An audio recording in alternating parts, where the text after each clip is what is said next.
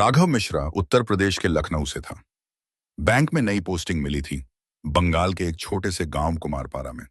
उसे लगा था कि यह जगह शांत होगी, थोड़ी उबाऊ पर सुकून भरी। लेकिन वह नहीं जानता था कि यहाँ की खामोशी में भी कुछ छिपा है। दिन में गांव खूबसूरत लगता था, हरे भरे धान के खेत, लाल मिट्टी की पगडंडियां और कहीं दूर से आती बाउल गानों की धुन। पर जैसे ही सूरज ढलता, गांव जैसे सांस रोक लेता।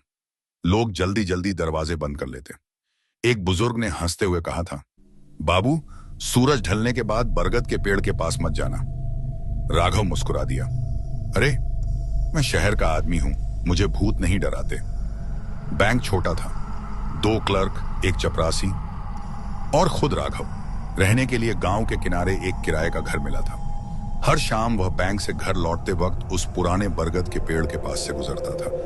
वो पेड़ अजीब था, उसकी जड़ें जमीन से निकलकर सांपों की तरह फैली थीं। कभी कभी उसे लगता कोई वहां धीरे धीरे फुसफुसा रहा है। एक रात वह बैंक में देर तक काम करता रहा। जब निकला तब तक पूरा गांव धुंध में डूब चुका था। लालटेन की लौ कांप रही थी। बरगद के पास पहुंचा तो हवा में किसी के गाने की आवाज आई, एक औरत की आवाज, जैसे कोई पुराना लोरी गा रही हो। वह रुक गया। कौन है वहां? गाना अचानक थम गया। फिर एक धीमी फुसफुसाहट, इतनी रात को अकेले क्यों चलते हो बाबू? राघव का दिल जोर से धड़कने लगा। धुंध में उसे एक औरत का साया दिखा, लाल साड़ी, खुले बाल और चेहरा पेड़ की जड़ के पीछे छिपा हुआ। वह घबराकर भाग गया। घर पहुंचा तो चपरासी गोविंद दरवाजे पर खड़ा था, कांपते हुए। बाबू, क्या आप बरगद के पास से आए? हाँ, लेकिन तू क्यों पूछ रहा है? गोविंद ने डरते हुए कहा, वहां निस्तारिणी दीदी रहती हैं। शादी की रात में उनकी मौत हुई थी। कहते हैं वो आज भी अपने दूल्हे को ढूंढती हैं। जो भी उनका गाना सुन लेता है वो कभी लौटकर नहीं आता। राघव ने मजाक उड़ाया, लेकिन उसके बाद रातों को नींद गायब हो गई। हर रात उसकी खिड़की के बाहर वही लोरी सुनाई देती, पहले धीमी फिर धीरे धीरे पास आती हुई। एक रात सह न सका, दरवाजा खोलकर चिल्लाया, कौन है? बंद करो ये गाना। अगली सुबह जब लोग पहुंचे, उसका दरवाजा खुला था, लालटेन जल रही थी और उसके जूते दरवाजे के बाहर रखे थे, जैसे वह टहलने निकला हो। लेकिन वह कभी वापस नहीं आया। कुछ हफ्तों बाद नए बैंक अधिकारी की पोस्टिंग हुई। गांव वालों ने फिर से चेतावनी दी, बरगद के पास मत जाना बाबू। फिर भी कभी कभी जब रात बहुत शांत होती है, लोग कहते हैं बरगद के पास से एक आदमी की आवाज आती है, धीरे धीरे वही लोरी गुनगुनाते हुए, अजीब सी हिंदी लहजे में। इस बैंक में पिछले बैंकर राघव मिश्रा को लापता हुए 6 महीने हो चुके थे। पुलिस ने खूब तलाशी ली, पर राघव बाबू का कोई सुराग नहीं मिला। गांव वालों के बीच दबी जबान में फुसफुसाहट थी कि बैंक में जरूर कोई बुरी आत्मा का वास है। शहर से एक नया और उत्साही बैंकर आकाश कुमारपाड़ा आया। आकाश आधुनिक सोच का था और इन अंधविश्वासी बातों पर यकीन नहीं करता था। वह बस अपनी नई जिम्मेदारी को पूरी ईमानदारी से निभाना चाहता था। उसे बैंक के परिसर में ही एक जर्जर सरकारी क्वार्टर रहने के लिए मिला। शुरुआत के कुछ दिन शांति से बीते, लेकिन जल्द ही रातें डरावनी होने लगी। हर रात के सन्नाटे में आकाश को अपने क्वार्टर की छत पर किसी के भारी थके हुए कदमों की आहट सुनाई देती थी, जैसे कोई भारी भरकम आदमी कमरे के ऊपर से गुजर रहा हो। एक शाम जब वह देर तक बैंक के रिकॉर्ड रूम में काम कर रहा था,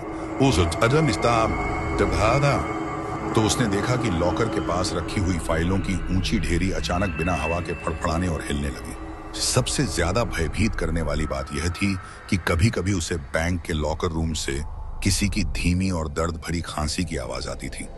ठीक वही कर्कश खांसी जिसके लिए गांव वाले लापता राघव मिश्रा को याद करते थे। एक रात जब आकाश गहरी नींद में था, तो उसे जोरदार झटके के साथ नींद खुली। कमरे की दीवार पर लाल रंग से बंगाली अक्षर में लिखा था, एखान थे के क्लेया एत्ता आमार जाएगा, यहां से चला जा, ये मेरी जगह है। अगली रात आकाश ने एक टॉर्च और हिम्मत के साथ रात को जागने का फैसला किया। जैसे ही घड़ी ने 2:30 बजाए, बैंक के लॉकर रूम का दरवाजा अपने आप खुल गया और परिसर में बर्फ जैसी ठंडक फैल गई। सामने एक भूतिया साया उभरा। यह कोई और नहीं, लापता बैंकर राघव मिश्रा का भूत था। राघव के चेहरे पर खून के सूखे धब्बे थे और उसकी आंखें गहरे शून्य से भरी थीं। उसने वही पुरानी गंदी सरकारी जैकेट पहनी हुई थी। भूत ने कांपती हुई गूंजती हुई आवाज में कहा, क्यों आए हो आकाश? क्यों मेरे हिसाबों को छू रहे हो? यह बैंक मेरा है, यहीं मेरी जिंदगी खत्म हुई थी और अब यहीं से तुम्हारी शुरू होगी। अचानक एक भयानक कराह और किलकारी गूंजी। पीपल के पुराने पेड़ की तरफ से उड़ती हुई लाल बंगाली साड़ी में एक भयानक चुड़ैल जमीन पर उतरी। उसके बाल उलझे हुए थे और उसकी आंखें अंधेरे में टिमटिमा रही थीं। चुड़ैल ने अपने लंबे और नुकीले नाखूनों से जमीन को चीरते हुए कहा, जा, भाग जा, यह बैंक अब मेरे अधिकार में है। राघव की आत्मा अब मेरी सेवक है। अगर तुम कल की अग्रिम एडवांस तक यह गांव नहीं छोड़ते। भूत बैंकर राघव मिश्रा ने अपने सफेद पड़ चुके हास्य के हाथ की उंगली आकाश की ओर उठाई और उसकी आवाज में डरावनी धमकी थी, अगर तुम नहीं गए तो तुम्हारा बही खाता लेजर भी मेरे साथ यहीं बन जाएगा। मैं तुम्हें अपने सारे खातों में हमेशा के लिए बंद कर दूंगा। आकाश का शरीर डर से लकवाग्रस्त हो चुका था। वह जानता था कि अब यहां रुकना साक्षात मौत को दावत देना है। सुबह होते ही आकाश ने तुरंत अपने तबादले के लिए आवेदन किया और बिना एक पल रुके कुमारपाड़ा गांव छोड़ दिया। गांव वालों ने जब उसे भागते हुए देखा तो वे एक बार फिर आश्वस्त हो गए कि कुमारपाड़ा के बैंक पर अभी भी प्रेतों का साया है। जो धन और डर दोनों की रक्षा कर रहा है।